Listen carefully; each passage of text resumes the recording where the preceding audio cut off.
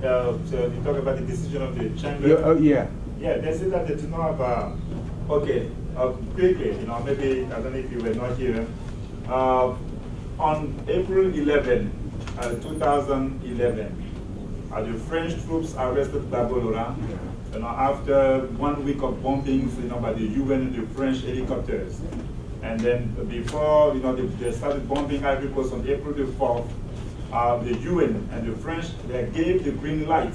That's something I forgot to mention. They gave the green light to Alassane Ouattara's rebels who were holding on to their weapons since 2002 and who controlled the northern part of the country. And this is how, when they attacked the Army Royal to Gbagbo and the civilians who were supposed to support Gbagbo, this is how they committed those crimes. The genocide of Dwekwe, more than 1,000 of people were killed at the end of March. Gbagbo falls on April 11. They take him to they take him to Korogo, in jail over there. They take his wife to Otiene, the stronghold of the rebels. And then they said Ocampo, of course, who is more about publicity than doing the real job of a prosecutor, said that he gathered enough evidence against Gbagbo. They produced a 4,000-page document. And then the Gbagbo trial started on February 19, the pre-trial, February 19 to February 28. And then we were waiting that they confirmed the charge against Gbagbo Laurent. And then two judges out of 3 said that the prosecutor gave or provided a document which was like a compilation of news organizations reports and then human rights organization reports. That the prosecutor did not give enough evidence and sufficient evidence to confirm the charges against Laurent Gbagbo. So this is what happened that day. And then of course they gave more time, like in a real world, in an environment of justice.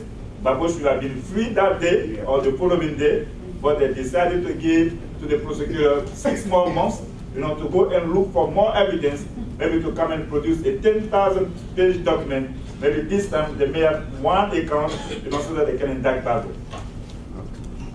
Question over here, sister? Yeah, my name is Najiba. I'm a member of the All African People's Revolutionary Party.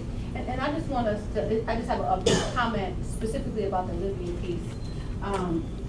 I think that when when your regime or your government is being attacked by quote unquote rebels or insurgency, you're going to be perhaps trying to protect your regime, right? Yeah.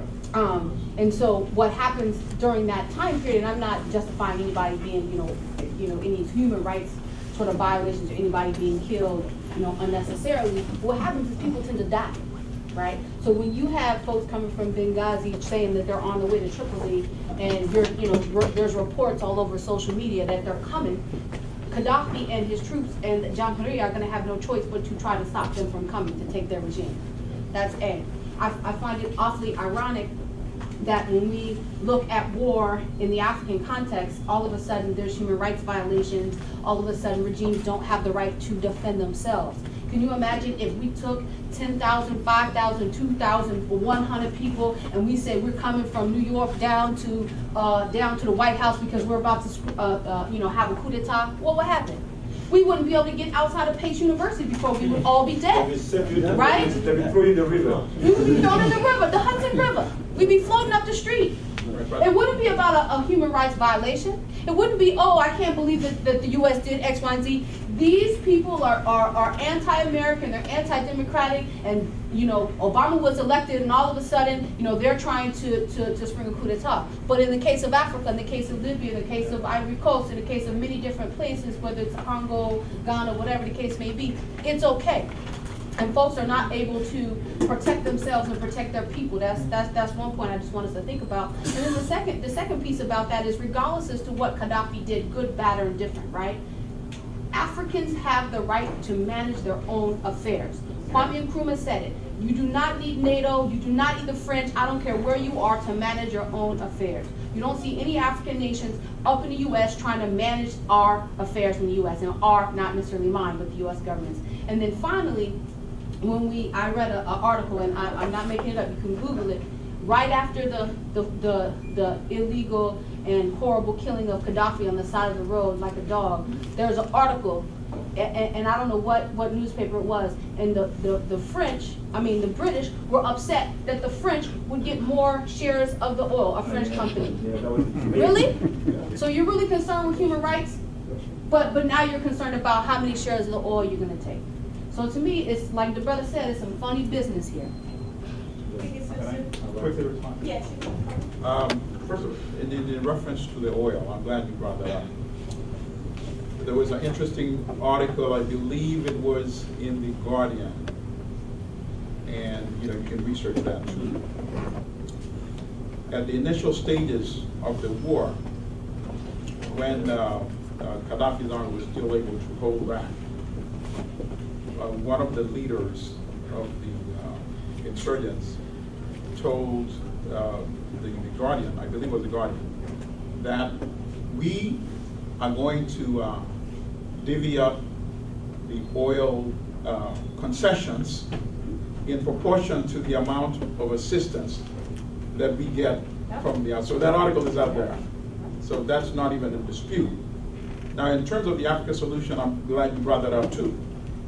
As you recall, Jacob Zuma, South Africa's president, went to Libya twice. And number one, he needed permission from NATO because there was a no-fly zone. So he didn't want to get shot. His plane to get shot down. He got the permission. This is the president of an African country needing permission from NATO to go to London, but he did. He just wanted to make sure.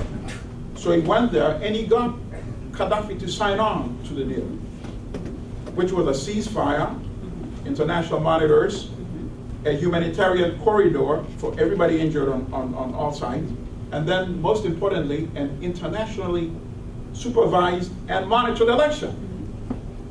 But who had the most to lose?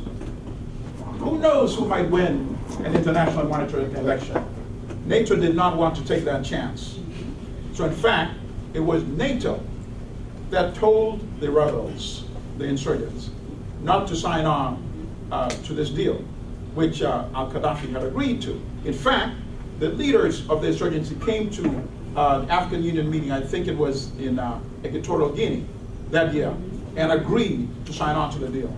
But they were then told, no, you don't have our permission to sign on to that peace deal. That's why that deal was not signed. They had a better solution, which was to make sure that Gaddafi was eliminated. And then one final point. It was the Sudan, actually, that played a critical role in intercepting Gaddafi when he was trying to get away from Sirte.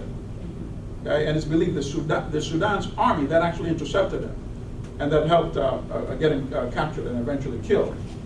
And that's possibly one reason why we don't hear anybody now calling on al-Bashir to be taken to the International Criminal Court. So anybody can strike a deal with the ICC. That's the lesson here. Your question is a very, very, very important question. For you to see, the difference, I'm going to talk just about the trial. Let's talk about the men, right? 2 individuals, because you have to know the pathways now before, so that you can see it clearly.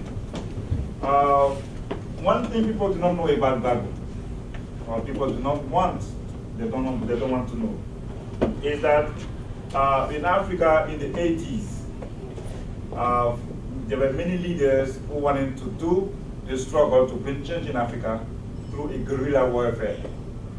So many of them embraced the civil war, guerrilla warfare, and you have that in Sierra Leone with Foday Sanko, my brother Milton, Yoweri Museveni, and then again Kagame will come later on, right?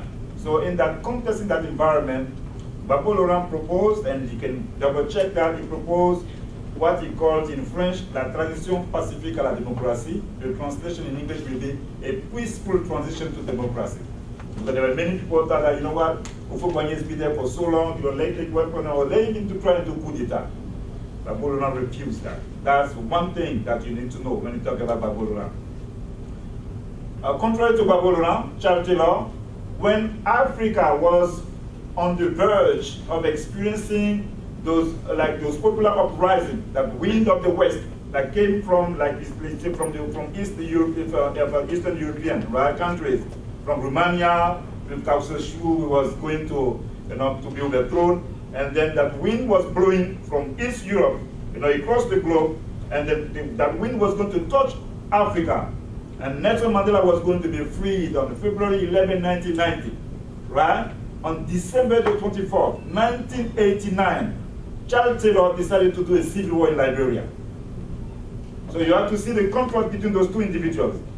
So Ouattara was not maybe a leader of, like how will I say that? He was not on the field in Ouattara himself, but he sponsored, he raised an army. But Taylor was there, and he was a fighter, and he did a civil war for more than a decade in Liberia, and he came to power. So when he became president of Liberia, if you talk to Liberians, they were so tired because they thought that the only way for them to have peace was to vote for Charles Taylor. And the Liberians have that sense of feeling when some of them decided that, hey, let's put Alassane Ouattara there, even though, the UN had to fix the election for him. So that's the major contrast between those two individuals. So Taylor, because usually, this is what people need to know, usually people govern through the means through which they come to power. And people forget that. If you take a weapon and to kill somebody in the name of change and you become president, you're going to kill people and in order for you, to affirm your authority. So Taylor did that throughout his term, and like as a president, he was killing right and left in Liberia. Right? So even think that Babalola is at the ICC, if you have listened to my interviews, I've been critical of some of the Babo's missteps of positions, but in a, how can I say that? In a dream, you cannot even picture the idea of Babo being next to Charles Taylor in a prison. You see what I'm saying? Babo or not Charles Taylor will be in the group of Kagame, who sponsored, for instance, the killing, like a shooting down of a plane of a president. Yes, right. Knowing that if the Hutu lose, for instance, the president, they may be upset and go and kill the Tutsi. Right. And 400,000 people killed in Rwanda. You want to know the death toll of people who were killed in Liberia? More than 400,000 people, right? So even if you want to do a macabre, like a counting, to talk about people who were killed when Babu was defending his regime, like the sister said, you in power, somebody comes and they take in cities, so what do you do? So, my sister, so not to go too far, right? Taylor is a criminal, right? By essence, that's his nature, right? Babalola is somebody who believes in freedom, and then as things can be strange, you in power, people come and attack you, and then to defend yourself, you have to rely on your army, and then you are, how will I say that? And then you find yourself in the middle of something, you never thought about. You saw the video of the French killing people, so this is what they're doing for 10 years, trying to overthrow the guy. So those two individuals are completely different, and you should not associate, their histories, their pathways, and the vision of the world. Yes, and Taylor, in fact, was already a criminal in Boston, remember? Oh yeah, I'm forgetting. No. Thank you. Go ahead. Yes, it was if you want to know, thank you, my brother. Guess what? The guy was a criminal, a bandit. They put him in jail in America. Who can escape from an American jail? So you're an African and you escape from an American jail, and then you find yourself somewhere like at the borders of your country, and all of a sudden you become a president. Who does that? So Charles Taylor was tried by the World Court, right? Not the ICC. No, it's a ICC. It's the same thing. Yes. Oh, madam. I'd like to explain the difference. One moment, he's going to explain the difference between World Court and ICC. No, Taylor is not being judged for something that happened in Liberia. It's being judged by what happened in Sierra Leone. That's the difference. And it was used by people, make war in Sierra Leone. Because in fact, if they judge him for what happened in Liberia, Shirley and all the can be involved. Right. So that's why many people they explain Laurent Gbagbo was the first head of state to be judged by ICC, because ICC has been created 10 years ago and they never judged a head of state. because Charles Taylor was not judged by ICC. But Special court, right? yeah, special And court he was not even president on Sierra Leone. But unfortunately, both are found the himself in the same. same And ICC prison. should I say fortunate or unfortunate to see, I went to visit Laurent Gbagbo and I saw Charles Taylor, who by the way converted to Judaism. But he was a born again. He was a born again Christian. And when he was committed, he was a born again Christian. And Pastor Besson was his friend. You know, they are inmates. You know, and so that's the difference between the two type of crime. You know, Therefore, leaders. no, not to, I'm saying why the other guy was ICC and as of today, you can see Charles Taylor still defends president like Blaise Compaoré, because Blaise is covering actually up for Charles Taylor. Okay, so that's one of the differences. The other one is called TPI, and the other one is ICC. All right, that was it. Thank you for your patience. So your name and where you from? My name is Pascal Robert. I'm a Haitian American. I write for the Latin reporting for the Huffington Post and a few other places. I want to give salutations to my African brothers from a child of a country that also suffers the brunt of imperialism, colonialism, and all the other isms that we all are plagued by. So I know the routine. It's just a different manifestation very well. I'm glad that the title of this forum is The Revival of Pan-Africanism, because I was actually going to write a piece about what I consider to be the death of Pan-Africanism in the age of Obama. Because today we have a culture in the United States where African Americans have a president who is of their complexion and is sending troops to 35 African countries. And yet there's no outcry, there's no concern, there's not even, a blink of an eye within the African American community that is completely intoxicated with this, this brown decoy in the White House who was basically acting out mercenary policy in blackface. And I would like us to, to really talk about, revival of Pan-Africanism in the neoliberal age where they use brown faces in high places and mercenary spaces to, up the game in a better way with someone that looks like you. Well, we're going to have the next conference between 6:05. That was meant for it? Yeah, I'll be we're going to be there Not 6:05. on Benford, but it's on 605. 6:05, but not going forward though. 6:05, we'll talk about the revival. Oh. Yeah. Any other questions? Yes, sir. Your name, where you from? My name's Mike Fleshman, and I'm from Brooklyn. I used to work for the UN, and I was in Kuwait in February 2011, and I had the opportunity to interview the survivors from the first mass killing in that community in, I think, January 2011. And when I went back, and then the massacre then go missing. I mean, and I'm glad the brother brought it up, in terms of who shot down the presidential plane in Rwanda that killed President Habyarimana and President of neighboring Burundi, that swamped the mass killings. That's now been termed the genocide. Certainly the UN, if it wanted, could do an investigation and conclusively determine who was responsible for shooting that plane down. But it would be another inconvenient truth, because Kagame is seen as a convenient ally all these years, and now to change the script and say this guy who is actually the savior of Rwanda was the one who was responsible of shooting down that plane, another inconvenient truth. So that could fall in the same category. Eugene, you want to?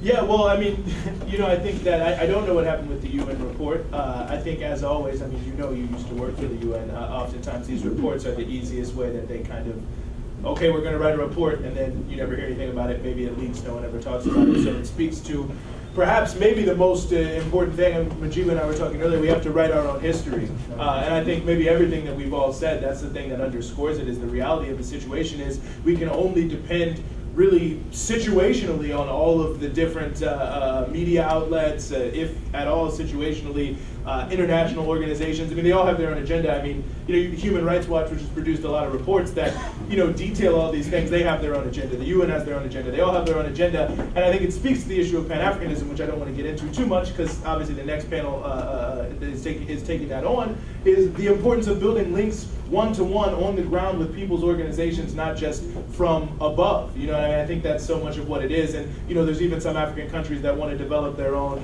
lobby, like when Sani Abacha was trying to do that in the mid-90s with Nigeria. And I think it stresses the importance of us as organizers, as Pan-Africanists, as revolutionaries, to really build links between the continent, between the United States and across the diaspora, so that we have that direct one-to-one experience, so that we can produce our own reports and disseminate the information.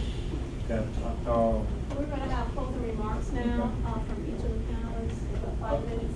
Okay, About 2 quickly. minutes each. 2 minutes. Yeah, not 2 minutes because you have to be there. 5:20. Right. Okay, 1 minute quickly. Yeah, I just want to say one other thing. For 3 years, Columbia University had seminars that were open to the public dealing with the whole question of international justice. I mean, I attended them. And so it's not like, it just shows you how disjointed things are in New York. I bring this up and like this is in the past. And also, I was in IFE about 5 years ago. And I brought the whole issue of Africa, man, to scholars in Nigeria. None of them knew anything about it. They said, what? And I explained it to them. And these are intellectuals who were in a state of shock about, like, what? What, like this. So one of the things I think is very important is that there be ongoing conferences that look at and intelligently bringing in all sorts of people's opinions about what the hell is going on. Because Niger has an Air Force squadron now, and I uncovered with other journalists evidence of Special Operations Command in Mali 2 years ago. There was a crash of a truck in Mali. There were operators from the U.S. Air Force Special Operations Command, and all of a sudden, here it is reported. Now, what the hell were they doing 2 years ago in Mali? So I'm just saying, here's all these things that have to be sussed out and brought out, and people have to think about this.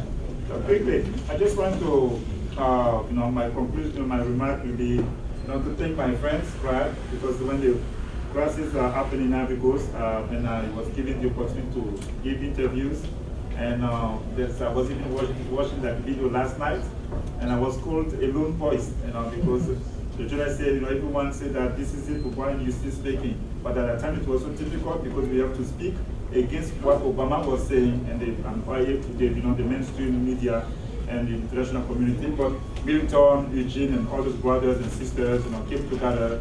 They believe that one voice can bring a change, and then our whispers today are now audible, and then now as the sun cannot cover, we cannot cover the sun with one hand. They cannot protect water sun anymore. And don't be surprised, as Ivory Coast is a ticking bomb, don't be surprised, you will hear some tragic news coming from Ivory Coast in a few. Thank you very much. Milton, would you like to close remarks? Yes. First of all, I'd like to say that in terms of Brother Naka, you mentioned the debate that we participated in, and we found that later on we had more in common than rather than debate.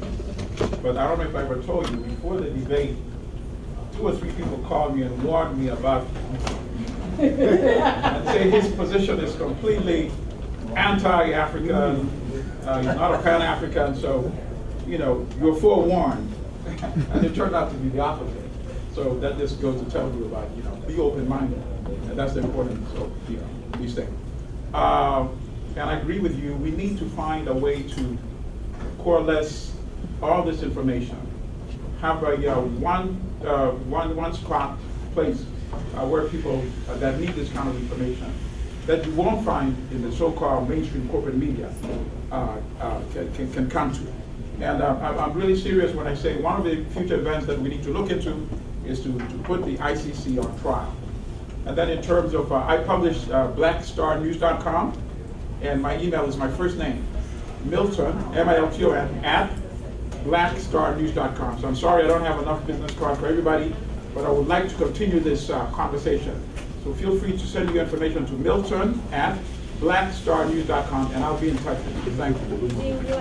Yeah, no, of course. So, all I'll say in closing, I think, is just building a little bit on my previous remarks. I think that the good thing about everything we've talked about is that these issues are not completely resolved. They're still actually in motion.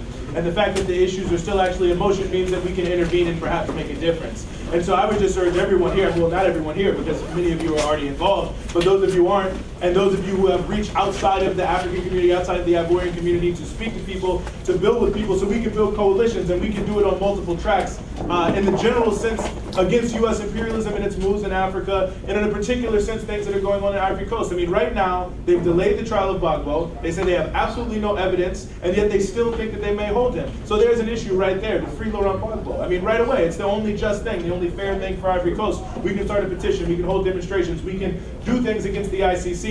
We can't just look at these issues as all these powerful forces working up here somewhere, and we're down here and there's nothing we can do, but that in fact we can take everything we talk about here, all the knowledge and all the things, we can come together as political organizations, link up with each other, and wage a struggle and win this battle. Because it's really a battle for the soul of the African people and really the soul of humanity, because Africa is the frontline battle against that imperialism is waging right now. So if we can defeat them there in the African continent, we can defeat them around the world, and I think that's something that we should take on.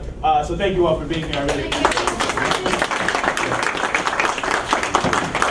And thank you to our excellent moderator.